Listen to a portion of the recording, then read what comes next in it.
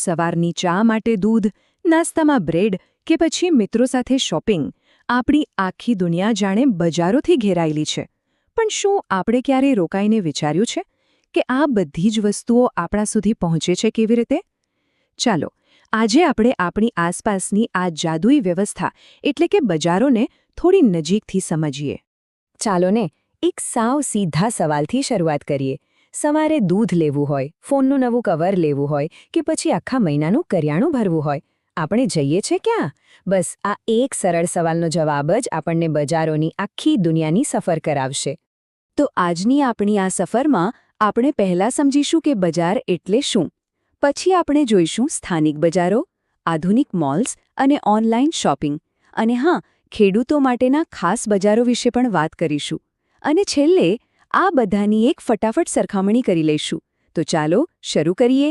કોઈ પણ મોટી સિસ્ટમને સમજવી હોય ને તો હંમેશા એના પાયાથી જ શરૂઆત કરવી જોઈએ. અને બજાર એ તો આપણા અર્થતંત્રનો પાયાનો પથ્થર છે. તો સવાલ એ છે કે આ બજાર આખરે છે શું? અહીં જુઓ, આ કેટલું સરળ છે. બજારનો ખ્યાલ બહુ જ સિમ્પલ છે. જ્યારે કોઈ એક વ્યક્તિને કશું ખરીદવું છે અને બીજી વ્યક્તિને એ જ વસ્તુ વેચવી છે અને એ બંને જ્યાં ભેગા થાય, બસ એ જગ્યા બજાર બની ગઈ. આટલું જ. તો ટેકનિકલ ભાષામાં કહીએ તો બજાર એક એવી જગ્યા છે જ્યાં બે મુખ્ય લોકો મળે છે. એક છે ગ્રાહક એટલે કે આપણે, જેમને કંઈક ખરીદવું છે, અને બીજો છે વેપારી, જે એ વસ્તુ વેચી રહ્યો છે. આ બંને વચ્ચે પૈસાના બદલામાં વસ્તુઓનો સોદો થાય છે. પછી ભલે એ સાબુ હોય, શાકભાજી હોય કે પછી એક નોટબુક. ચાલો હવે આપણે એવા બજારોની વાત કરીએ જે કદાચ આપણા બધા માટે સૌથી વધુ જાણીતા અને પરિચિત છે. એવા બજારો જે આપણા રોજિંદા જીવન સાથે વણાયેલા છે. આ દ્રશ્ય જુઓ તો ખરા. એક તરફ છે આપણા ઘર પાસેની એ નાનકડી દુકાન જ્યાંથી આપણે ગમે ત્યારે કંઈ પણ લાવી શકીએ છીએ, અને બીજી તરફ છે પેલું રંગીન અને ધમધમતું સાપ્તાહિક બજાર જે અઠવાડિયામાં માત્ર એક જ વાર ભરાય છે. આ બંને વચ્ચેનો તફાવત બહુ મજેદાર છે. મહોલ્લા બજાર એટલે સુવિધા અને ઓળખાણ. અહીં દુકાનદાર આપણને ઓળખતા હોય છે એટલે જ તો ક્યારેક કહે છે ને, પછી આપી જજો. પણ બીજી બાજુ સાપ્તાહિક બજાર એટલે બચત અને વેરાયટી.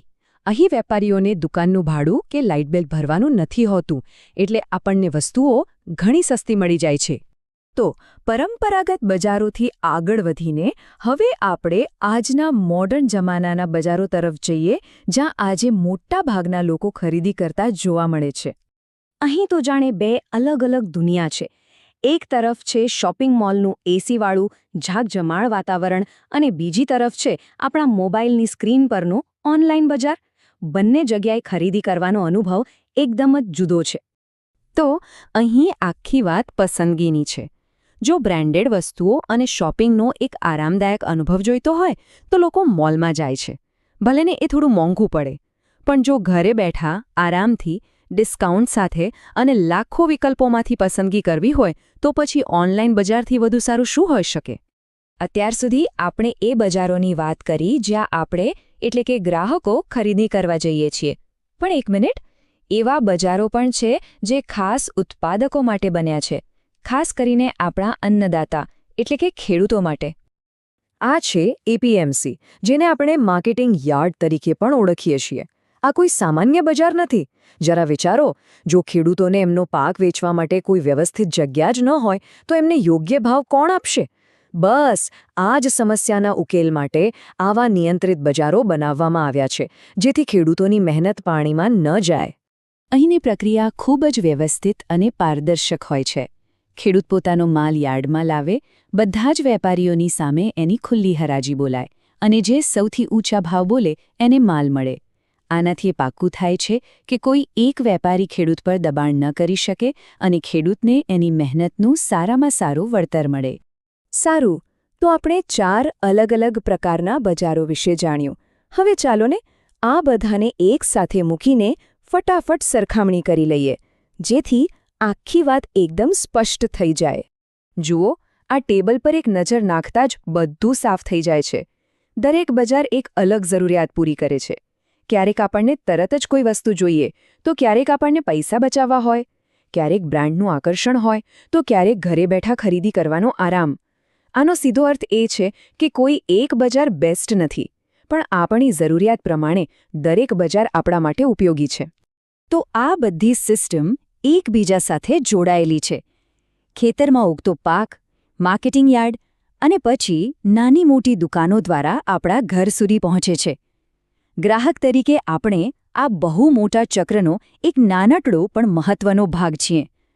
અને આપણી બદલાતી જરૂરિયાતોને પહોંચી વળવા માટે જ આખું બજાર સતત પોતાને બદલતું રહે છે. તો મહોલ્લાની નાનકડી દુકાનથી લઈને ઓનલાઈન શોપિંગની વિશાળ દુનિયા સુધી આપણે બજારોની એક લાંબી અને રસપ્રદ સફર કરી. આ સફર એક વાત તો સ્પષ્ટ કરે છે કે બજાર કોઈ સ્થિર વસ્તુ નથી, એ તો સતત વિકસતું રહે છે. જેમ જેમ ટેકનોલોજી અને આપણી જીવનશૈલી બદલાઈ રહી છે, તેમ બજારો પણ બદલાશે. તો હવે વિચારવા જેવો સવાલ એ છે કે ભવિષ્યનું બજાર કેવું હશે? શું ડ્રોનથી ડિલિવરી થશે? શું આપણે વર્ચ્યુઅલ રિયાલિટીમાં કપડાં ટ્રાય કરીશું? આનો જવાબ તો આવનારો સમય જ આપશે.